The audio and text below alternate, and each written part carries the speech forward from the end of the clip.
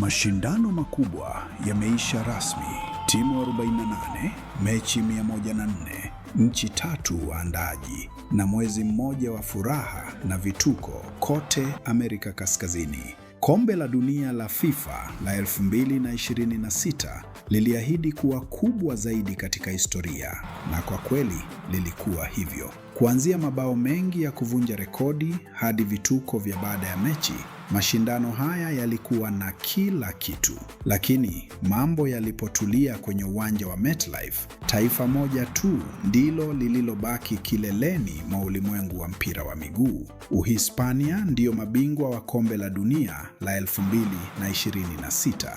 Leo tunazungumzia mashindano yote, jinsi Uhispania ilivyotawala, mambo ya kushangaza kuhusu Argentina, mechi za kusisimua na maana ya kuwa na mfumo mpya wa timu 48 kwa siku za usoni za mchezo huu wa mpira wa miguu. Hebu tuanze na mabingwa. Hispania haikushinda tu kombe hili la dunia. Walitawala mchezo kuanzia firimbi ya kwanza hadi ya mwisho. Njia yao ya kufikia ushindi haikuwa rahisi. Walipaswa kupambana katika mechi ngumu za mtoano, wakizishinda timu kubwa kama Ubelgiji kabla ya kuifunga Ufaransa mabao 2-0 kwenye nusu fainali ya kuvutia sana. Kisha ikafuata fainali kubwa dhidi ya Argentina. Ulikuwa mchezo mgumu na wenye ushindani mkubwa uliochezwa kwa dakika zote 90 bila timu yoyote kufunga bao. Lakini katika dakika ya 106 ya muda wa nyongeza, Ferran Torres alifunga bao na kuipa Uhispania ushindi wa 1-0 na kuwafanya kuwa mabingwa wa dunia kwa mara ya pili katika historia yao. Hata hivyo, kilichofanya ushindi huu kuwa wa kihistoria zaidi ni ulinzi wao. Uhispania iliruhusu bao moja pekee katika mashindano yote. Fikiria jambo hilo.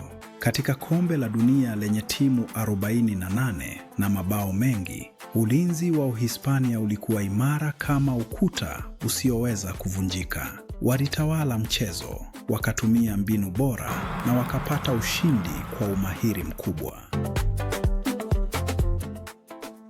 Wakati Uhispania ilionyesha mchezo kamili na mzuri sana, Argentina walileta fujo na vituko vikubwa ndani na nje ya uwanja. Uwanjani, safari ya Argentina ilikuwa ya kusisimua mno. Walipambana kwa nguvu hadi kufika fainali baada ya kuifunga Uingereza mabao 2-1 kwenye nusu fainali ya kukata na shoka. Lakini mashindano yalipozidi kuendelea, migogoro na ugomvi vilianza kuwa gumzo kuu. Mechi za Argentina zilijaa mizozo mikali, kusukumana uwanjani na ishara za kisiasa zilizozusha gumzo kubwa kwenye mitandao ya kijamii. Mambo yote yalizidi kuwa mabaya baada ya filimbi ya mwisho dhidi ya Uhispania, ikisababisha fujo kubwa baada ya mechi na kufanya shirikisho la FIFA kuanza uchunguzi rasmi.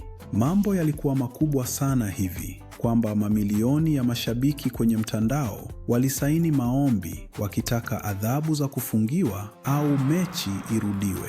Hata hivyo, katikati ya kelele na fujo hizo zote, kulikuwa na wakati wa huzuni na hisia kali kwa mashabiki wa mpira kila mahali. Hii ilikuwa karibu hakika mechi ya mwisho ya Lionel Messi kwenye kombe la dunia. Kumuona akiondoka uwanjani baada ya kuvunjika moyo kwenye muda wa nyongeza kulionekana kama mwisho wa enzi kuu, kuagana kwa huzuni na furaha kwa mmoja wa wachezaji bora zaidi kuwahi kucheza mchezo huu.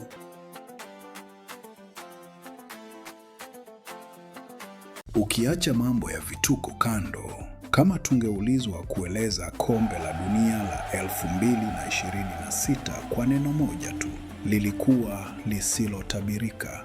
Watu wengi walitilia shaka kama mfumo mpya wa timu 48 ungefanya kazi, wakihofia kuwa kiwango cha mpira kingeshuka. Badala yake, tulipata burudani ya kukata na shoka.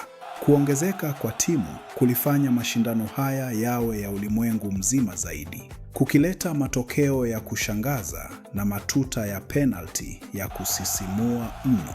Na kama ulikuwa unatamani kuona mabao, mashindano haya yalikupa mengi sana. Angalia tu mechi ya kutafuta mshindi wa 3 kati ya Uingereza na Ufaransa. Mechi ambayo kawaida huwa ya utulivu, iligeuka kuwa mechi ya kihistoria yenye jumla ya mabao 10, ambapo Uingereza ilifunga Ufaransa mabao 6-4. Uingereza ilionyesha kuwa timu ya burudani zaidi kwenye mashindano haya. Mabao ya kumwaga, makosa ya kustaajabisha kwenye ulinzi na mambo ya kusisimua kila mara walipoingia uwanjani. Hivyo basi, tunapokumbuka kombe la dunia la FIFA la 2026, jambo gani kubwa tunalojifunza? Timu bora zaidi, Uhispania. Hawana mpinzani, walitawala mchezo na ulinzi wao ulikuwa haushindiki. Timu yenye vituko zaidi, Argentina.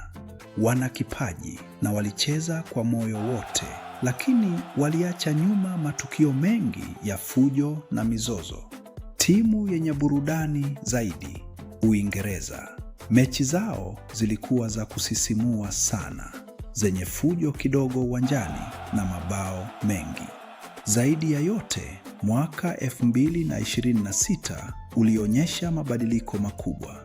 Wachezaji wakongwe na maarufu waliotawala kwa miaka 20 iliyopita wanaanza kuondoka, na kizazi kipya cha wachezaji vijana wenye nguvu na mbinu mpya kimechukua rasmi nafasi yao duniani. Ni tukio gani ulilolipenda zaidi katika kombe hili la dunia? Je, Uhispania ilistahili kuwa bingwa au ulikuwa unashabikia timu nyingine? Andika maoni yako hapo chini. Kama umependa video hii, bonyeza kitufe cha like, bofya subscribe kujiunga na chaneli yetu na ubonyeze alama ya kengele ili usikose video zetu nzuri kuhusu mpira wa miguu. Asante kwa kutazama na tutaonana kwenye video yetu nyingine.